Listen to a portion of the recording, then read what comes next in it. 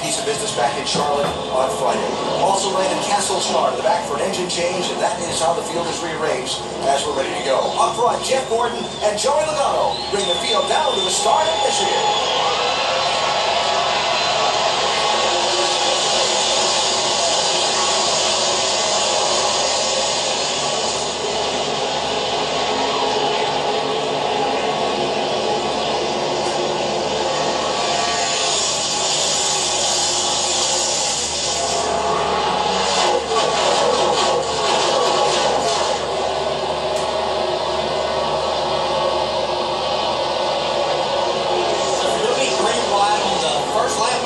Wasn't restart later on, it'd be like.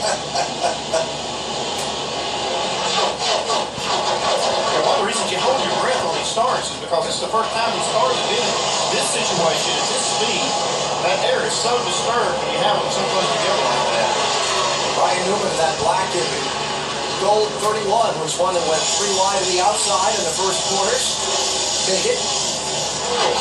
As Joey Logano leads, Newman is up to 7th.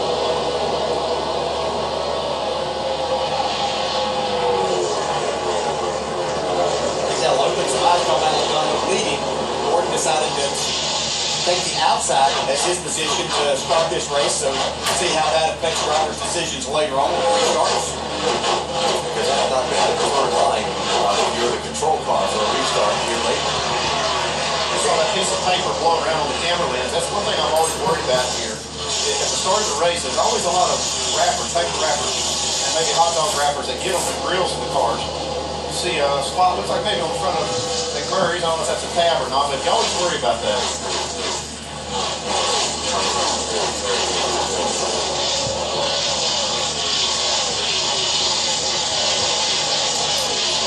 Oh, it's a little bit unstable. Yeah, and Kurt Busch, I was going to say, has been strong here all weekend, really. Showed a lot of speed in his car. Wasn't very happy with the drivability of it sometimes, a few times yesterday in practice, but I know they made some changes. Looks like they went in the right direction, at least for the start of this. Well, he's complaining in practice, but his car was one in the wall, high in turn 1. Kyle Busch. More yellows out. Caution.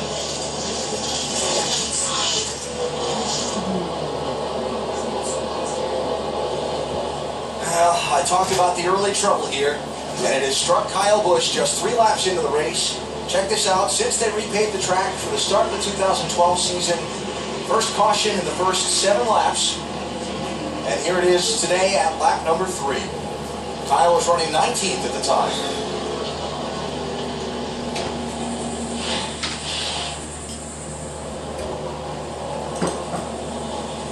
Looks like this started back off of turn 4.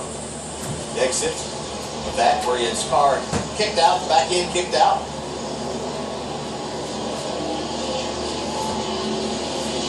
He's got some damage with that, obviously. I think he went down at turn 1 with that, maybe cut the right front down.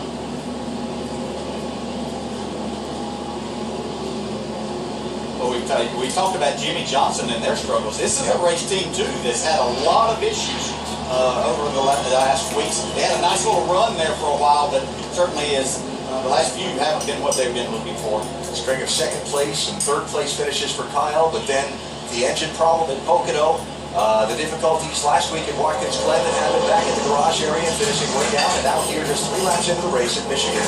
Troubles and back to the garage for Kyle Busch in the 18. Pit road open here. There is a competition caution scheduled to come up at lap number 20. Yeah, I don't expect to see anybody coming in now because they cannot put fuel in until that competition caution has been called by NASCAR. That's going to be the most important thing on the pit stop today. Fuel will be nice. Yeah, tires are really not that big of an issue. I talked to a lot of guys. They said the left sides can really go a long, long way. The right sides are holding up pretty good too. So no takers. And the pattern continues of early trouble at Michigan. This time it's Kyle Busch who finds the wall.